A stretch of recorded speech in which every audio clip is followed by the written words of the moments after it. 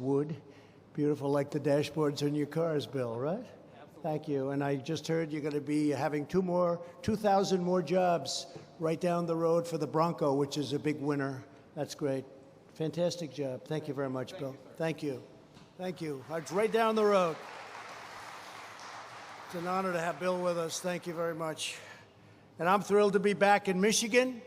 We've done a lot of work in Michigan. A lot of plants are opening. A lot of plants stopped. We stopped them from closing, and we kept your workers here in Michigan and in the United States, different places, as you know, all over the United States. But it's an honor to do. It's one of the reasons I'm standing here. In fact, years ago, I was honored, long before I ever thought of the presidential situation. I was honored in Michigan, and I said, how come you're losing so much of your car business to Mexico and other places? And I asked that question very innocently. It was probably 10 years ago. The Man of the Year, they named me Man of the Year in Michigan. And I said, what's going on in Michigan? And we've stopped it. And thanks to a lot of great companies like Ford, a lot of things are happening here. And that's why I'm so honored when Bill mentioned the plant that you're going to be doing 2,000. And it's also a great success, the Broncos. So that's really, really big news. Thank you very much. Thank you.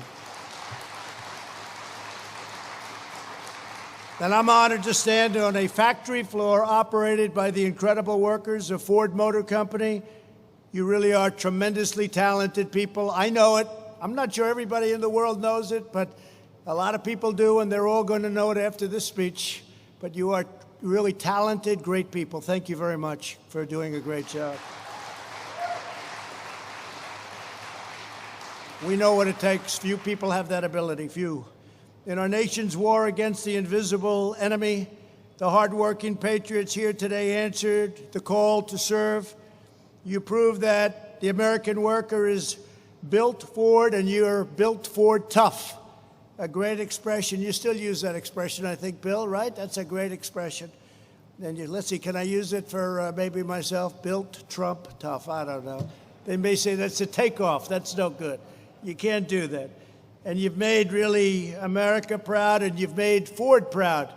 And America is very proud of Ford. Right here at the Rawsonville component plant, you're building a great medical arsenal to defeat the virus and cement America's place as the leading manufacturer and exporter of ventilators anywhere in the world. We're now getting calls from other countries, many other countries, both friend and foe, believe it or not. We get calls from foe, and we want to help them out too. And we're making thousands and thousands of ventilators. And I think we really sort of started right over here. We got a call very early on from Bill and the group. And this is incredible what's happened and what you've done. With your help, not a single American who has needed a ventilator has been denied a ventilator, not one. And as you remember, we took over empty cupboards. The cupboards were bare. And we got into the business of ventilators and testing and all of these other things. Now we've done 14 million tests. The second country is at 3 million and less than 3 million. Germany, South Korea, and they've done a good job, but we're at 14 million tests, and the tests are the best of all. But on behalf of our entire nation, I want to say thank you very much. Thank you very much for doing a great job. Driven by the love and sweat and devotion of everyone here today, we're saving lives, we're forging ahead, and as of this week, the beating heart of the American auto industry is back open for business. That started right away, didn't it? It starts right now. And you have all those supply chains coming in. They're going to come through. Because if they don't come through, just build the product right here, okay? Because, you know, that can happen too. But we heard that. It's a big story that we're starting with the cars now, and it's going to be a big success. In addition to many wonderful UAW workers, we're joined by Secretary Ben Carson, who's done a fantastic job. Where's Ben? Ben is here. Thank you, Ben. Where is he? Oh, there he is. Hi, Ben. Thank you, Ben. Thank you.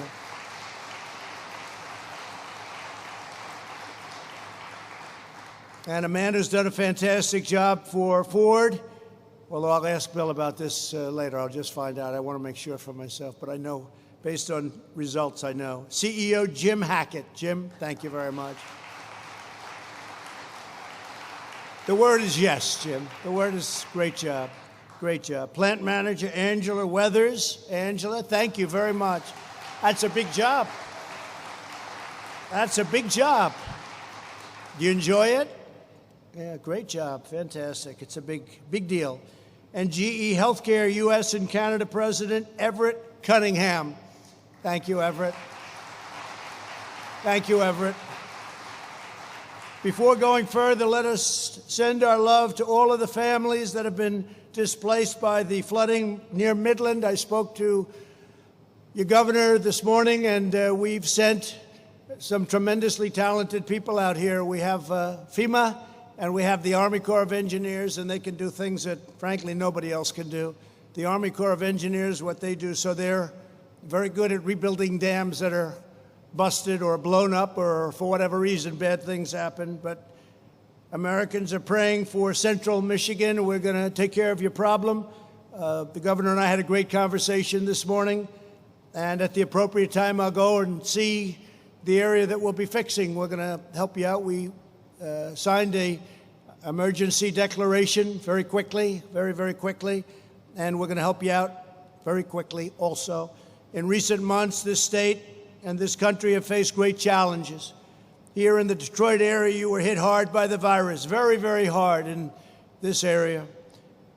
As one people, we hold in our hearts the precious memory of every person that we have lost. And we've lost too many. One is too many. We lost too many. It came in from China, and it should have been stopped in China. They didn't stop it. They should have stopped it. And as one grateful nation, we proclaim, God bless our healthcare workers. They've done an incredible job. They're like warriors. They're like warriors. I want to thank all of the nurses and doctors. Because of the virus, Ford was forced to stop automobile production for the first time since World War II. That's something. But you did not despair. Your company leadership called up the White House and asked the most American of all questions, how can we help? True. I said, that's nice. That's very nice. Every one of the workers in this project volunteered to take part in the greatest industrialization and mobilization project that our society's done, the American people have done in our lifetimes. The company founded by a man named Henry Ford, good bloodlines. If you believe in that stuff, you got good blood. They teamed up with the company founded by Thomas Edison. That's General Electric. It's good stuff. That's good stuff. And you put it all together. They're all looking down right now, and they'd be very proud of what they see. You began the production of 50,000 life-saving ventilators, a number that if you go back just 2 months, I would say most people would say it would be impossible to believe. The media's back there, and they would have said a couple of months ago the creation of that many ventilators would have been not a possible thing. Every single one of these ventilators is made in the USA with American heart, American hands, and American pride. Just as your great-grandparents produced more than one Model T every minute, just as your grandmothers and grandfathers produced a B-24. You did the B-24 bomber. I saw pictures in the back.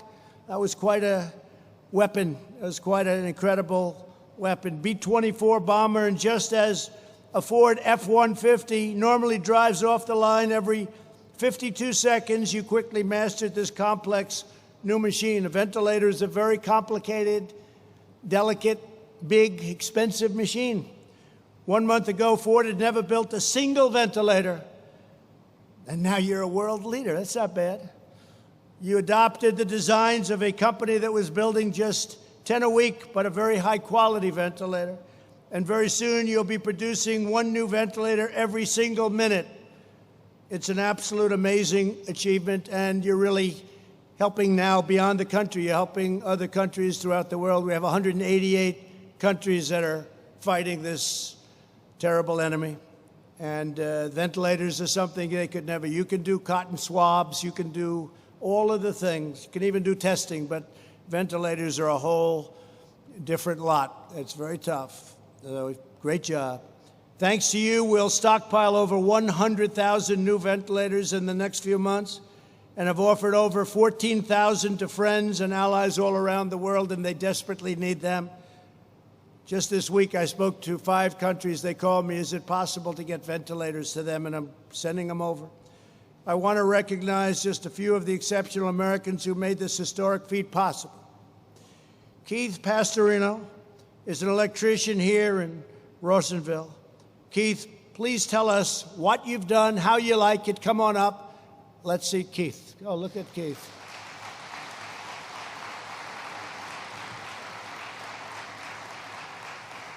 Thank you, Keith. Love to grab him and shake his hand, but I guess we can't do that, can you? Well, on behalf of Ford and the UAW, welcome, Mr. President. I'm Keith Pastorino. I'm an electrician. When I first heard the news that my plant was going to be building ventilators, it only took me a minute to get a hold of my UAW, and then I decided that this was my opportunity to serve my country. So on the first day as a volunteer, we went full speed, 7 days a week, 12 hours a shift. I would go home sore, bruised, had blisters, was bleeding, had trouble sleeping, just because of the pains of that day. But I kept coming back because this is a great nation, and I couldn't say that I'd be more proud of my coworkers for their efforts and their sacrifices to build these fine Ford ventilators, respirators, face masks, and face shields. Thank you. This has been an absolute honor and a blessing, and God bless you, sir. Thank you very much, Keith. Thank you. Thank you. Great job. Great people. We're also joined by Gary Brabant, a quality technician. Gary, come on up. Gary.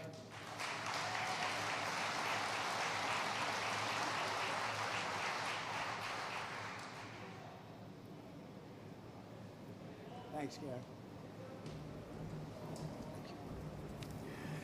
Good afternoon. Thank you, President Trump, for the honor to tell my story. My name is Gary Brabant, and I'm a 4th-generation Ford Motor Company employee.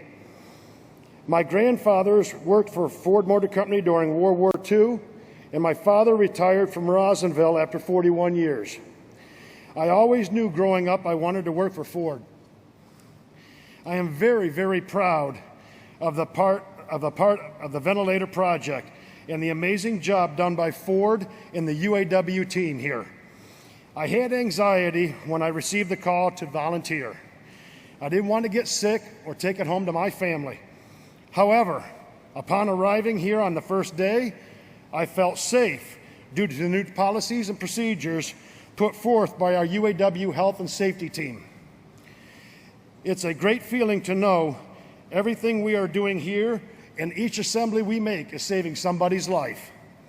Thank you, Mr. President, and God bless America. Thank you very much. Thank you, Gary. Thank you, Gary, very much.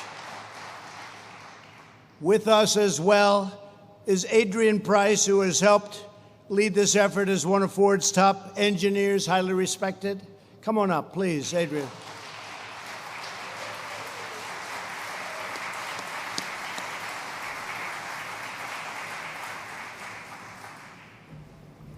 Thank you, Mr. President. Thank you. Really thank you for the opportunity to represent my friends and colleagues who've been involved in Project Apollo. I'm honored to be part of a team that over the last few weeks has been able to produce more than 17 million of these face shields, 13 million surgical masks, 32,000 pressurized air purifying respirators, and here at the Rawsonville facility, produce a ventilator every 60 seconds. These feats are a testament to the skills and capabilities of the men and women at Ford Motor Company and our UAW and other partners who have come together to do what we could do to support the battle against COVID-19. Ford Motor Company and its employees are always prepared to step up and do the right thing to support those in need, but most particularly in times of significant national crisis. I believe these acts are part of the DNA of our company and are inspired by both the Ford family and our continuing history of service. Personally, I'm proud to be playing a part in supporting the brave men and women who are on the front line every day, putting themselves at risk to help others. And as I stand here today, surrounded by these awesome American-made cars, SUVs, and beautiful trucks, I'm so pleased that our facilities and dealerships are safely in operation and serving the needs of our current and maybe future Ford and Lincoln customers. Thank you, Mr. President. I bought plenty of them. Thank you, Adrian. Yep, I have a lot of those Lincolns. That's great. Thank you very much. The global pandemic has proven once and for all that to be a strong nation, America must be a manufacturing nation. We were bringing it back. 600,000 jobs. Previous administration said manufacturing, we're not doing that. It's gone from this country. They were wrong. 600,000 jobs until we had to turn it off. And now we're going to turn it back on like never before. You'll see numbers that you didn't even see the last time. We're going to rebuild it quickly. It's going to happen very quickly. We're already seeing indications of that. Larry Kudlow gave some numbers that were really inspiring this morning based on what we're hearing and seeing. True national independence requires economic independence. From day one, I've been fighting to bring back our jobs from China and many other countries. Today, I'm declaring a simple but vital national goal. The United States will be the world's premier pharmacy, drugstore, and medical manufacturer. We're bringing our medicines back.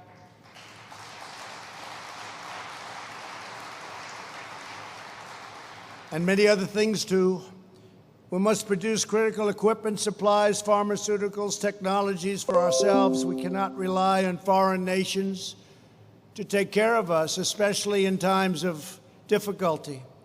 In previous decades, politicians shipped away our jobs, outsourced our supply chains, and offshored our industries. They sent them abroad, and we're bringing them back. And we've been doing that long before this crisis. We're bringing them back. That's why we have so many plants being built all over the United States that make a beautiful product called cars. Bringing them back. You see it. I told Prime Minister Abe of Japan, Shinzo, you got to get them back. We have many Japanese companies now building car companies here. I said, you got to bring them back. We've had deficits with all of these countries for years and years and years. They were ripping us left and right. We had no idea. We had no leader that understood what the hell was happening. But now you do. I said, you got to bring them back. We made a great deal with South Korea. We made a great deal. Japan, $40 billion Japan is putting into the United States, not to mention all of the plants that they're building. The South Korea deal was a terrible deal, and we made it good. Hillary Clinton actually made that deal. She said it's going to produce 250,000 jobs. And she was right. It produced 250,000 jobs for South Korea, not for us. Wasn't too good, was it? But we are bringing it all back to our country, and it started long before this happened. And maybe that's one of the reasons this happened.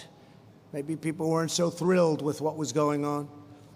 But we had the greatest year in the history of our country, and have it again very soon. And this administration, we know that it matters where someone works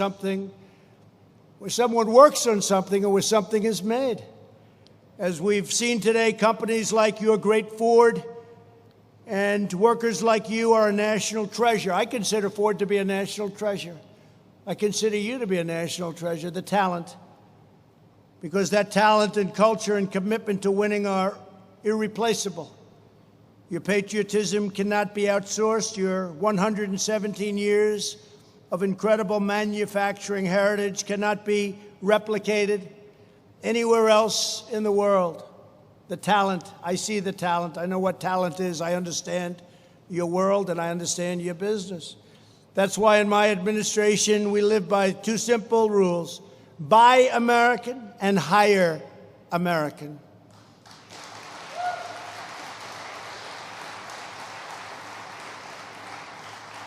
And we have another rule that you may have heard on occasion. It's called America First. We didn't have America first. We had America last under previous presidents. They were more concerned with the world than they were concerned with their own country. My first week in office, I withdrew from the job-wrecking Trans-Pacific Partnership, which would have destroyed the auto industry. I don't know. I never asked you about that, Bill. I mean, I think you agree. Oh, you do? Would you please stand up and just nod that you agree? That's your industry, Bill, would have been destroyed had that deal gone through. And not only yours, by the way, but other countries would have been very happy. So I don't know. I don't know how the hell these unions aren't endorsing Trump instead of the standard Democrat. A Democrat that doesn't even know where he is. We renegotiated the catastrophic deal with South Korea to preserve the protective tariff on foreign-made pickup trucks. You know, the chicken tax, they call it, right? You know what the chicken tax is? Most profitable thing you have. You know why? Because of the chicken tax that was expiring a year ago, and I got it extended. Because of that tax, it's one of the most profitable products. You live for that product, right? I kept my promise to replace the NAFTA disaster with a brand new USMCA, which is a fantastic deal for our country. Tough new requirements under the USMCA ensure more cars to be built in American plants by American labor, and even labor endorsed it. But you know, the big thing is you're losing all your car industry. You weren't going to have a car industry left. Now people aren't going to be moving back to Mexico. They're not going to be moving back, and you're going to have it the other way. At the same time, we preserve our relationship. Mexico's actually been very nice. Our border is the strongest it's ever been. We're up to over 200 miles of brand new, beautiful border wall, and that 200 miles is pristine. Nobody comes through. This is a serious wall. It's a serious wall. And it's incredible what we've done there, too. We had the best, among the best months we've ever had. And now when somebody comes across, we bring them back. We don't go through 5 years of litigation. In the other days, or the older days, not so long ago, if they stepped a foot into our country, they ended up, you had to be Perry Mason. You end up in a court case. And it took years. You'd release them into the country by law. And then you say, come back in 5 years for your trial. And only the very stupid people came back, about 2%. They didn't come back. Why should they come back? They were released into our country. We don't do that. We don't do that. And we want people coming into our country, but we want them to come in through merit, and we want them to come in legally. It's very important. I'll continue to fight for U.S. auto workers as we rebuild our economic strength. Our strategy for a phased and responsible reopening protects those lives, those American lives, those high-risk American lives from the virus, while allowing those at lower risk, such as young, healthy people, where they just have a much, much lower risk. We've learned a lot. You're a certain age, you have a problem with diabetes, or you have a problem with your heart, you're a prime suspect for this horrible disease. It's a terrible thing. So we've learned that young people do very well, incredibly well. Older people, especially older people that have problems, they don't do well at all. So we have to protect those people. And we want to get everybody now safely back to work, and we're going to do that. I spoke today about our churches. Our churches are closed, and I said to CDC, I had a great conversation. I said, our people want to go back to church on Sundays.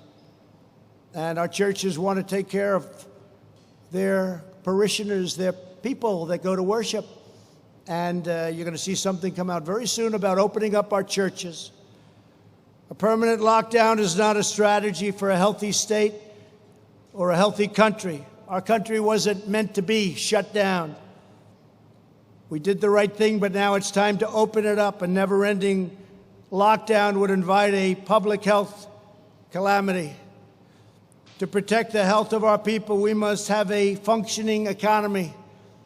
And as I said, and I'll say it 100 times, we're going to have an incredible year next year, right at the beginning. Even our fourth quarter is going to be very good. There's a tremendous pent-up demand, and that includes for your cars. Americans who need and want to return to work should not be vilified. They should be supported. Unlike many politicians and journalists, for those who earn a living with their own two hands. Working remotely is just not an option. You don't have the option of doing that. Our plan emphasizes safety and protection for returning employees. I want to commend Ford, along with General Motors, General Electric, Fiat Chrysler, and so many other companies, a lot of them in this area, for blazing a trail to safely restart America's economic engines.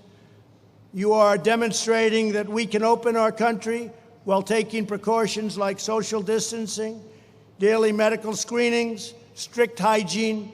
You can get tremendous numbers of very quick temperature checks. Who ever heard they aim a camera right there and 2 seconds later they tell you your temperature more accurately than the old days where you put it under your tongue for 2.5 minutes. This is a little better, but you get temperature checks. And I want to thank you all for leading America back to work. You look at states like Florida, Georgia, and many others where the numbers have actually gone down. They're open, but their numbers are going down, and very substantially down. With your help and our policies, this country is poised for an epic comeback. This is going to be an incredible comeback. Watch. It's already happening. Within the next year, we are going to be exceeding any expectation.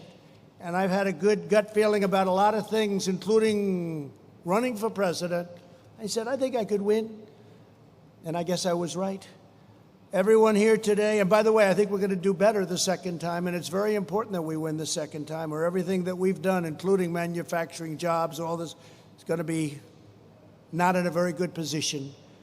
Everyone here today is the heir to a majestic and noble tradition. You walk in the footsteps of those who built the Motor City in the 1920s and 30s, who stocked the arsenal of democracy in the 1940s, and who set the standard for automotive safety and style in the 1950s and 60s and beyond, and even today. Bill was showing me some of those cars. It's incredible. I wanted to buy one, then I heard the price. I said, forget it. Said, I'll use one on occasion, right? But what a car that is, huh? What a car. Our friends and allies marveled at these triumphs of American industry, and our enemies learned that nothing can stop the strength and power and grit of the American worker. Nothing. Just like generations of Michigan manufacturers before you, each of you has done your best for America in its time of need. You love your country. You love your country so much. Now you have a critical role to play in forging a new legacy of American greatness that will inspire and endure for generations to come. It's a very important time in our country's history, in our country's life. Because of you, the Ford name will forever stand as a symbol of American excellence, innovation, quality, and craftsmanship. And because of you, America will be strong and healthy and prosperous and free for many, many decades to come. I want to say very powerfully, very strongly, God bless you all. God bless America. I'm proud to be here. I'm proud to be with Ford. Bill, thank you very much. Everyone, thank you very much. We'll be back. We'll see you a lot. Good luck. John James, thank you for being here. We're going to have a great senator, John James. Thank you all very much. Thank you. Thank you.